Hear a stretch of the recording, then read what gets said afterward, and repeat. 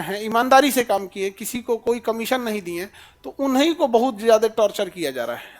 हर जगह उनको बहुत बुरा टॉर्चर किया जा रहा है, इसलिए वो भी परेशान हो गए हैं, इन सब चीज़ों से ऊब गए हैं। देखिए उनको एक ईमानदारी से काम कर रहे थे, और तो कुछ ऐसा थोड़ी है कि जमीन जायदाद मांग रहे थे, लेकिन उनको भी पूरी तरह से सिस्टम क्या करता है ना, किसी चीज को इतना फंसा देगा ना आप लोगों को, जिसका कोई हद नहीं। अभी देखे होंगे यहाँ पे, यह विपिन सर है ना, देखिए अब हमको बड़ा उटपटांग लगा एक चीज को कि 4 पन्ना का निबंध लिख देते हैं लोग, तो मानवता क्यों भूल जाते हैं। ये डीएम साहब है, वैशाली के डीएम साहब है, ये एक शिक्षक को कह रहे हैं तुम कौन है, तुम कौन है। आज ये हाल हो गया है कि डीएम को एक शिक्षक ये कह के कि मुझे डीएम से इज्जत से बात करना चाहिए, लेकिन मैं तुम्हें तुम कह रहा हूं, तो डीएम की कुर्सी को धूमिल नहीं करना चाहिए। एक शिक्षक को जब एक डीएम ये कहेगा कि तुम यहाँ कैसे आ गया, काहे बैठ रहा है, तो सोचो थाना में क्या होगा एक गरीब इंसान के साथ। जब डीएम ऐसा एक शिक्षक के साथ कह रहा है, तो इंसान ने जानते हैं गलती क्या किया कि जो राशन कार्ड पे राशन मिलता है 5 किलो, उसके जगह हर आदमी पे 1 किलो काट के देता था।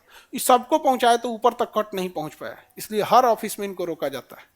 लेकिन इनको भी कहते हैं ये अपने आप को अकेला नहीं समझे, हम सब लोग साथ हैं यहाँ पर। और हाजीपुर आप जाना ना, तो ये डीएम साहब का क्षेत्र आता है। आज इनके माता पिता देखते होंगे तो कैसा लगता होगा, सोचे होंगे कि मेरा बेटा बड़ा नाम करेगा। आज सवाल उठ रहे हैं डीएम के ऊपर, वैशाली डीएम हाजीपुर के ऊपर। अब इनका यशपाल मीणा जी नाम है इनका, अब राजस्थान से आए हैं।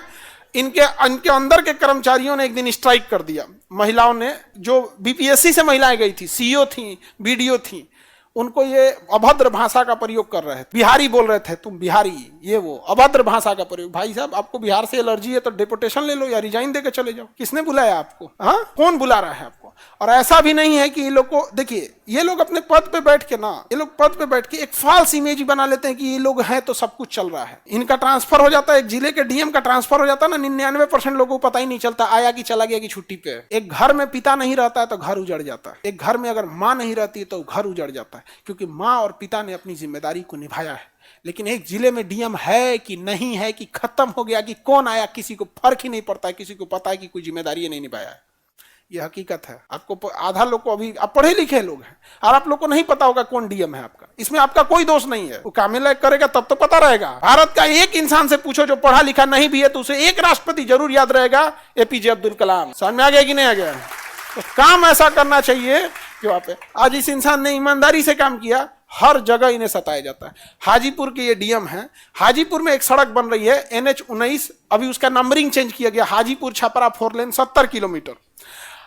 मेरे सामने एक्सीडेंट हुआ है, मेरे सामने आज भी हाजीपुर छपरा 4 लेन पे गाड़ियां लड़ी हुई, एक ही लेन है इधर से। 10 साल से कमीशन खोरी के चक्कर में इनका जिला हाजीपुर, वैशाली डीएम यशपाल जी, जरा ध्यान दीजिएगा, इनका जिला है। इनके जिला में कमीशन खोरी का वो लेवल है कि 2012 से 2025 आ गया, 15 साल से वो 70 किलोमीटर सड़क नहीं बन पाया। पैसा दो बार खा के खत्म कर दिया सब ठेकेदार से। लेकिन इनका यहाँ पे है। आप हाजीपुर क्रॉस करना, बिहार का सबसे मजबूत पुल में है एक गांधी सेतु, बन के तैयार हो गया है, लेकिन गाड़ियां डगरेंगी धीरे धीरे धीरे धीरे। जानते हो क्यों? हर ट्रक से रोक के पैसा लेगा लोग, हर ट्रक से रोक के, आम इंसान मरे इनके उनमें यहाँ पे। और हमको गुस्सा इस बात का लगा कि एक शिक्षक को ये कह रहे हैं तुम कहीं से आ गया, तुम कैसे आ गया, तुम कौन है, तुम कौन है। जिस राज्य में नौकर बन के आए हैं उस राज्य के हम लोग निवासी हैं, हमारी सेवा के लिए भेजा गया है ऐसे लोग। ये बात शोभा नहीं देती है, वो भी एक पढ़े लिखे आईएएस अधिकारी को, कि जब आप ऐसे बोलिएगा तो एक थाना में बैठे आपके सबऑर्डिनेट लोग क्या काम करेंगे। तो अब ऐसा होना चाहिए कि डीएम को लोग रेस्पेक्ट करें। एक समय था लोग डीएम को डीएम साहब कहते थे, कलेक्टर साहब कहते थे, लेकिन इस तरह से अमर्यादित भाषा का प्रयोग करने पर कोई,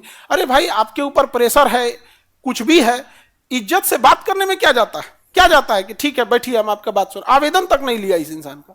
अच्छा, गलती से क्या हो गया ना, तो ये मतलब हम शिक्षकों लोग को, इन लोग को लगा कि किसी को कुछ बोल देंगे तो चल जाएगा।